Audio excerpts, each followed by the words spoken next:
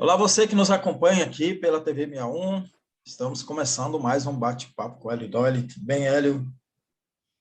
Tudo bem, Negrão? Bom dia para Iniciando aí a você. segunda-feira. Estava cumprimentando os nossos espectadores, Hélio. Eu te interrompi. Não, estou dando bom dia. Tá certo. No bate-papo com o Hélio Doyle de hoje, o Hélio vai falar do lançamento da candidatura de Jair Bolsonaro, que apareceu com um discurso ameaçador, né? E da decisão inconstitucional do ministro do TSE, o ministro bolsonarista, que proibiu as manifestações políticas no Lollapalooza. Ele vai mostrar os riscos que corremos, né? E ele vai voltar também falando um pouco sobre a corrupção no Ministério da Educação, MEC. E no baú, o Hélio vai na linha aí do Cabo Anselmo, trazendo os traidores, né? Da época da ditadura. Ele vai falar de um goleiro da seleção brasileira que colaborava com a ditadura e, inclusive, frequentava o DOI-CODE. O lançamento da candidatura de Bolsonaro, ele se expressou lá, eu vi algumas matérias falando do bem e do mal, né? A luta entre o bem e o mal, isso foi um dos pontos muito mais destacados, né? Mas, no geral, um discurso muito ameaçador, né, que demonstra aí o nível, como você tem sempre levantado aqui, que será essa campanha eleitoral de 2022, né, Hélio? Negrão, foi um ato político ontem aqui em Brasília. Dizem que havia cerca de 5.000 pessoas, é possível, mas também já houve quem denunciasse, quem contasse, né? Que houve pagamento de pessoa, pagamento de passagem, pagamento de alimentação para as pessoas que foram, tudo aquilo que ele critica nos outros, ele fazendo.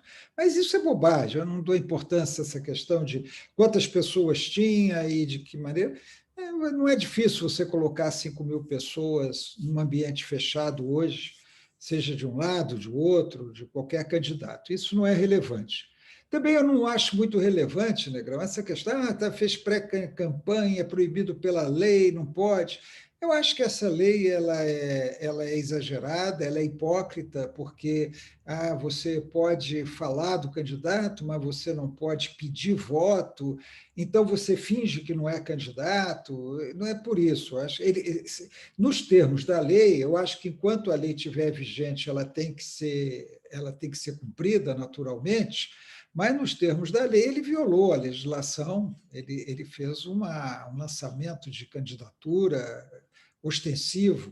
O PL, o partido dele, até tentou mudar o caráter do ato, dizendo que era um ato de filiação, mas, obviamente, não foi isso que aconteceu. O grave mesmo, Negrão, são as ameaças. O Bolsonaro, para variar, usou aquele tom messiânico que ele gosta, como se ele não fosse Messias só no nome, como se ele fosse realmente o Messias que veio para nos salvar do comunismo, para nos salvar do pecado, e como se ele não fosse uma das piores pessoas que tem, assim, em todo sentido, um cara que defende assassinato, tortura, é o cara que defende a família e, obviamente, não respeita a família, está muito claro isso, não vou ficar entrando na vida pessoal dele.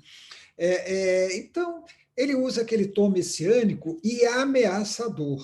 É ameaçador. Então, eu vou só ler uma frase assim, talvez esteja ligeiramente deturpada no sentido de não estar totalmente literal. Ele diz o seguinte, que se é para defender a democracia e a liberdade, ele toma uma decisão contra quem quer que seja. Democracia e liberdade no conceito dele, porque ele não defende nem a democracia nem a liberdade. Ele toma diversas medidas e diversos pronunciamentos contra a democracia e contra a liberdade. Isso é visível. Mas ele fala assim, e ele tem a certeza do sucesso é porque o exército está ao lado dele. Né? E a certeza do sucesso é que tem o exército do meu lado. Aí logo depois ele explica, para não falar que ele disse que é o exército brasileiro. Este exército é composto de cada um de vocês. Por que exército? Por que exército? Né? Porque usa o termo militar, para caracterizar os seus seguidores, aqueles que o seguem. Ora, Negrão, a gente não pode analisar um fato isolado. Pega esse fatozinho aqui, ele falou em exército, é por isso, isso. Não. Nós temos que juntar com os antecedentes, com tudo que ele tem falado. E, obviamente, nós estamos sabendo que, ao se referir a esse exército de seguidores, cada um de vocês, aqueles que estão ali, ele está se referindo às suas milícias armadas. Está se referindo às suas milícias armadas, aos seus seguidores que ele armou durante esses 3 anos de governo, aos policiais, aos militares que já são naturalmente armados e que estão do lado dele. O Braga Neto, o general, não foi lá ontem. O general que foi o fascistão Heleno. O Heleno estava lá do lado dele, papagaio de pirata. Triste para um general de exército, triste para o exército brasileiro, para as Forças Armadas brasileiras, ter um general Heleno, papagaio de pirata do Bolsonaro, ali todo do lado do Bolsonaro, querendo aparecer na televisão. Muito triste isso, um fim de carreira lamentável para esse general Augusto Heleno. Né? Mas o Braga Neto teve o cuidado de não ir, afinal, ele ainda é ministro da Defesa. O general Heleno é ministro também, ministro do Gabinete de Segurança Institucional. O Braga Neto não foi, mas se filiou ao PL. E é o mais cotado para ser o candidato a vice do Bolsonaro. Pode vir a não ser, mas é o mais cotado e se filiou ao PL. Nesse caso, nós teremos presidente e vice do mesmo partido. Se bem que o Braga Neto pode mudar de partido ainda, ele não tem essa limitação de prazo para se filiar. Mas, então, é ameaçador, ele está ameaçando. E quando ele fala, como você citou, que é uma eleição entre o bem e o mal, ele tem toda a razão. Só que o mal é ele. Ele se intitula o bem, mas não, ele é o mal. É uma eleição, não é uma eleição de PT contra Bolsonaro, Lula-Bolsonaro. É uma eleição de democracia versus ditadura, é uma eleição de liberdade versus repressão, é uma eleição de cidadania contra o que o Bolsonaro defende. O bem não é ele é o mal. Agora, ele coloca nesses termos para insuflar seus seguidores, que a gente sabe que são seguidores, são pessoas ou ignorantes, tem muito ignorante, não adianta vir, o povo, não, são ignorantes, por alguma razão, ignorantes, fundamentalistas religiosos da pior espécie, semelhantes a esses fundamentalistas muçulmanos que degolam as pessoas, são fundamentalistas religiosos, nós não precisamos, não. Religioso, tudo bem, todo mundo tem direito a ter sua religião. Agora, esses fundamentalistas ignorantes, tapados, que seguem o Velho Testamento como se fosse uma coisa atual, esses aí não merecem nenhum respeito de ninguém, não vem com essa que temos que trabalhar essas pessoas. Não, esses aí não adianta, são caso perdido. Caso perdido. O negócio é isolá-los. Né? E são milicianos que estão do lado dele. E ele conta com esse pessoal para fazer uma campanha suja, uma campanha violenta. Né? E acho que a gente não pode perder isso de perspectiva, não pode perder isso de vista. E o lançamento dele ontem mostrou isso com toda clareza. E quando você associa isso, Negrão, a ação do PL no TSE, proibindo manifestações políticas no Lollapalooza, você tem o conjunto da obra.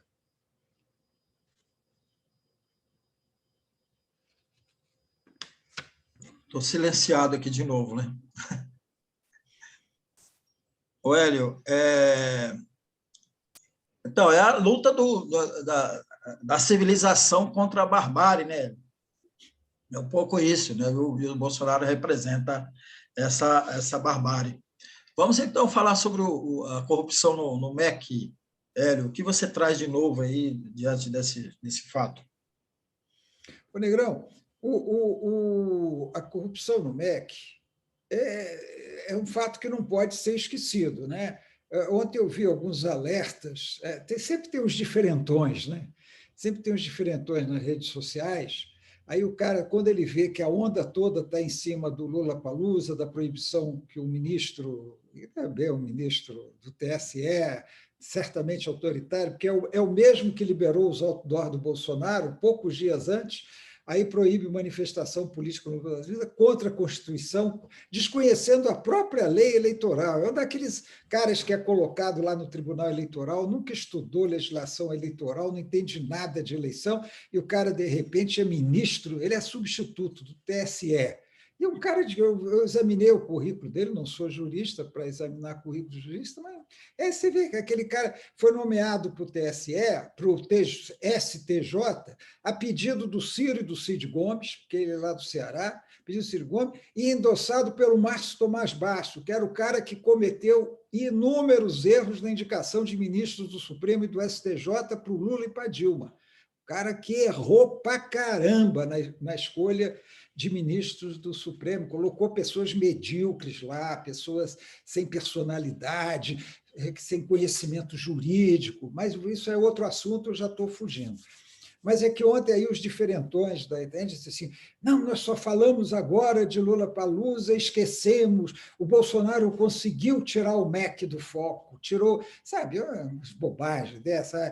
Então o Bolsonaro pediu para entrar com ação contra as manifestações políticas Lollapalooza para esquecer o MEC, umas bobagens dessas. Mas então o caso continua na mídia.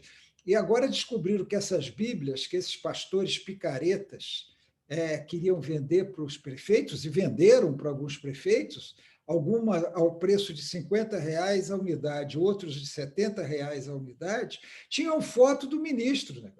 Você vê que como eu te falei outra vez, é o tradicional batom na cueca, foto do ministro na Bíblia, deles e do ministro. A prefeitura compra as Bíblias ao preço de 70 cada uma, compra 1.000 Bíblias, imagine R$ 70 mil, se for 1.000 Bíblias, coloca a foto do ministro numa gráfica da igreja em Goiânia, quem imprime é uma gráfica da igreja em Goiânia, aí distribui aquela Bíblia, quer dizer, ainda faz campanha política, usando a Bíblia. A Bíblia não é o livro sagrado? É. Como é que você faz isso? Compusca a Bíblia a esse ponto? Isso é grave, é gravíssimo, tanto do ponto de vista legal quanto do ponto de vista dos verdadeiros religiosos, que não são esses picaretas. Esses aí são falsos religiosos que querem ganhar dinheiro, como Bolsonaro. Bolsonaro, ora é católico, ora é evangélico, e o cara defende a família, mas você sabe como é o comportamento dele em relação à família, aquele cara que tinha um apartamento funcional em Brasília, perguntaram para ele por que ele tinha apartamento funcional, ele falou que era para comer mulher. Esse é o cara, o defensor da família brasileira, o cara que ameaça de estupro, diz que não estupra a deputada porque ela é feia. Quer dizer, esse é o defensor da família no Brasil, né? Para esses ignorantes, que são os bolsonaristas. Ignorantes, não vem passar pano em bolsonarista, não. Bolsonarista é essencialmente um cara ignorante. Um cara sem cultura, sem ciência, sem educação, um cara tapado, que não vê a realidade em torno dele e dominado por um fundamentalismo religioso inaceitável em qualquer situação, e venha de qualquer religião. Esse fundamentalismo religioso não pode ser aceito por ninguém.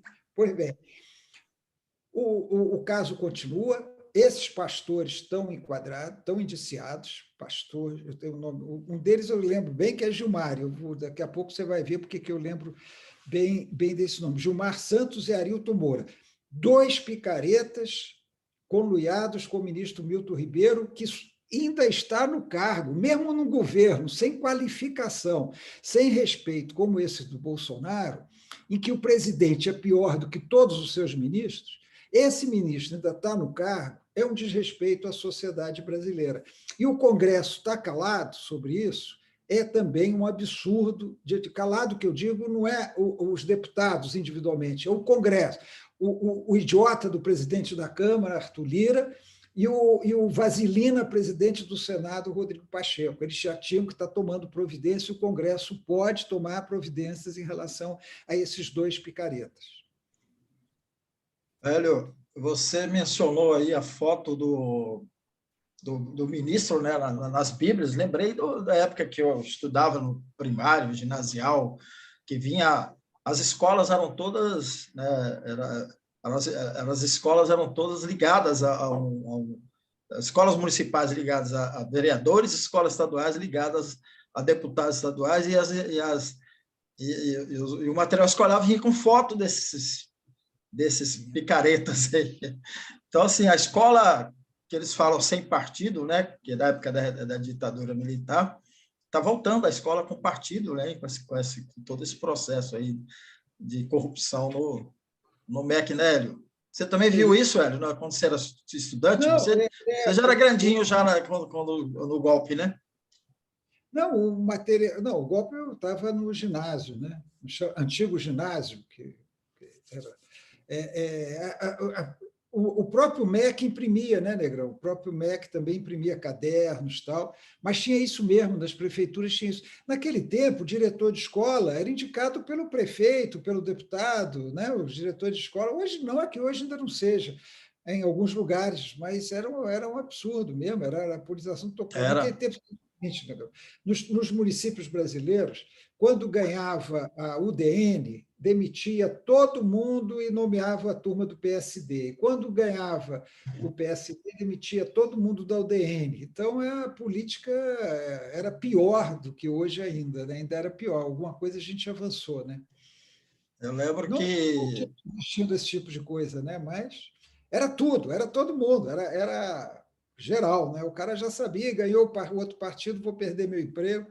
Não tinha é, concurso público, né? Essas coisas todas. Então, eu lembro que quando tinha comícios, né, esses donos de escolas, esses candidatos donos de escola, aí a diretora anunciava, amanhã não precisa vir de uniforme. Então, a gente sabia que a gente já ia para esses comícios e encostava ônibus e até caminhão para recarregar alunos para esses comícios. Mas vamos para o baú do Hélio, né? No baú do Hélio, o Hélio vai trazer hoje aqui uma informação interessante, né? Um goleiro da seleção brasileira que colaborava com a ditadura e chegava a frequentar o DOI-CODE. Quem é esse sujeito aí, Hélio? Vamos ao baú? pois é, Negrão, eu lembrei desse fato por duas razões. Primeiro, que no último nós falamos do Cabo Anselmo. O Cabo Anselmo, que foi agente da ditadura, infiltrado em organizações de esquerda, levou a muitas prisões, muitas torturas, muitas mortes. Cabo Anselmo faleceu recentemente, e por causa dele, e também de um detalhezinho do nome de um dos pastores picaretas aí, da turma do ministro Milton Ribeiro e da turma do Bolsonaro, porque já se provou que eles eram frequentadores do palácio, amigos do filho do Bolsonaro, mas o nome dele é Gilmar. Infelizmente, Negrão, estou falando de um grande goleiro, um dos maiores goleiros que o Brasil já teve, talvez o maior que o Brasil já teve, um dos maiores do mundo, que foi Gilmar dos Santos Neves. Goleiro bicampeão mundial, foi campeão mundial em 58 e 62 pelo Brasil. Né? E ele já faleceu em 2013, ele teve um infarto, teve AVC e morreu. Ele jogou, Negrão, ele jogou. Primeiro, acho que ele começou no Jabaquara, um desses times menores de São Paulo, Jabaquara, se eu não me engano. Depois ele foi para o Corinthians, de 51 a 61, ele estava no Corinthians. Então, quando ele foi campeão mundial em 58, ele era do Corinthians. Aí ele foi para o Santos, ficou no Santos de 62 a 69, foi bicampeão mundial em 62 pelo Santos. E pelo Santos ele também ganhou o Campeonato Mundial de Clubes, ganhou Libertadores depois o Campeonato Mundial de Clubes. Então foi um grande goleiro, indubitavelmente foi um grande goleiro. Eu me lembro que na Copa de 58, que eu acompanhei pelo rádio, garoto ainda, mas a gente acompanhava pelo rádio, eu me lembro que ele foi fantástico. Ele sofreu 4 gols em todos os jogos, sendo que os 4 gols foram nos 2 últimos jogos, na semifinal e na final. Ele estava invicto. Até chegar à semifinal, ele não tinha levado nenhum gol. E só de passagem, Negão, ele tinha um substituto, um reserva, que nunca entrava, não jogou nenhuma vez nas Copas, mas era o reserva dele, que também era um grande goleiro do Fluminense, o Castilho. Castilho era um grande goleiro que tinha a fama de sortudo. Eu não sei por que chamavam de leiteiro naquela época, o goleiro que tinha muita sorte, que a bola batia na trave e tal, era chamado de leiteiro. O Castilho tinha fama de leiteiro. Mas o que interessa mesmo nesse caso desse baú, Negrão, é que, para uma enorme decepção de muita gente, inclusive a minha, que sempre fui um fã do Gilmar, né, é que ele colaborava, depois que ele deixou o futebol, ele passou a colaborar com a ditadura, com o DOI-CODE, com a repressão. Ele casou com uma moça, filha de uma pessoa rica, daquela família, sabe aqueles políticos Izar? Tem o Ricardo Izar, daquela família. E ele acabou tendo 2 concessionárias de automóveis. Sabe o que ele fazia, Negrão?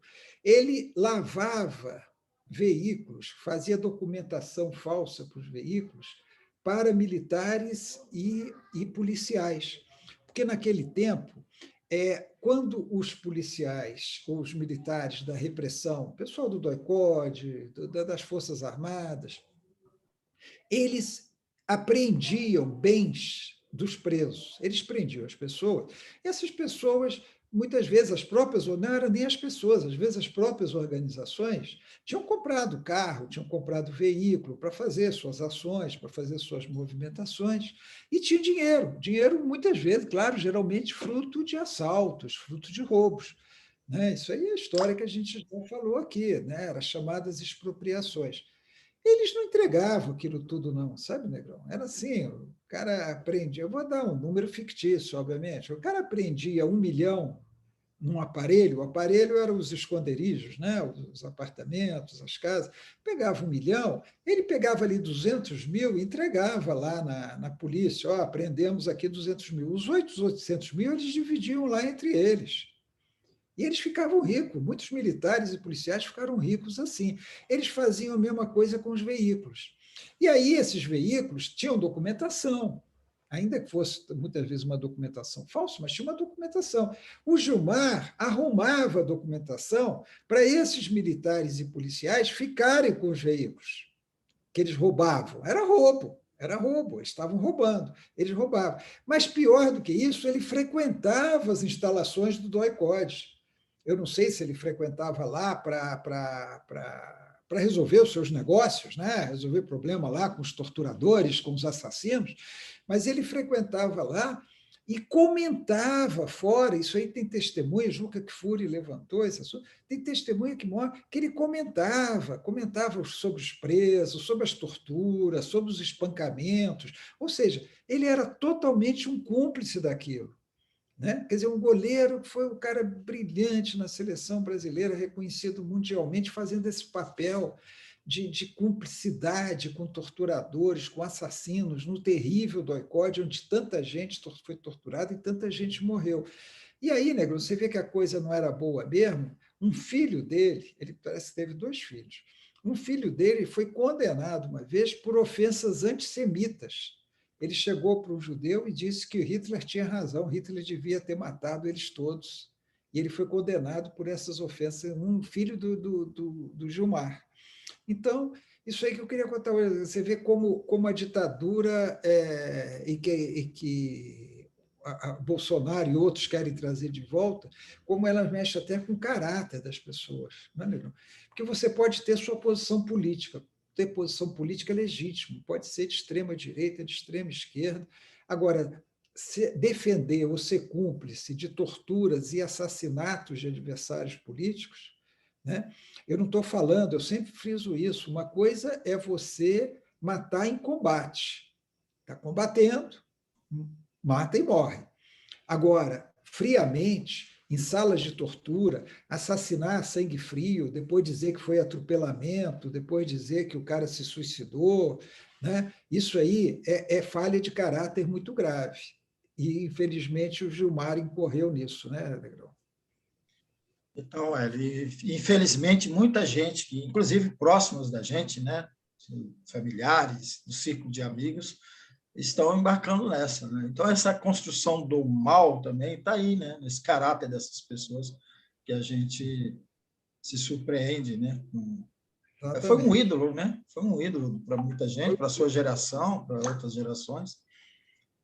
Gilmar de Djalma Santos Bellini, do Orlando Didi. Então, a defesa. Histórica, né? E, enfim, e assim a gente termina o nosso bate-papo com o Hélio de hoje, com o Hélio Dolly de hoje. Vamos voltar a esse tema no baú. Acho que tem muita coisa aí no baú do Hélio que vai sair aí. Tem Folha de São Paulo, né? Folha de São Paulo, que que também colaborou com a ditadura. Eu acho que o Hélio, a gente vai incluir isso aí na pauta, e tem outros também aí que a gente se surpreende com as atitudes, né, que foram tomadas no passado. Um bom tema aí para a gente prosseguir com o baú. Obrigado a você que nos assistiu aí. Obrigado, Hélio. Obrigado a todo mundo. Quem está aí na TV 61, faça a sua inscrição, nos ajude aí a impulsionar o nosso programa. E na TV 247, a mesma coisa. O pessoal está querendo chegar ao 1 milhão e vai chegar logo, logo, com a sua ajuda e de nós todos. Um grande abraço para todo mundo. Até mais, Hélio.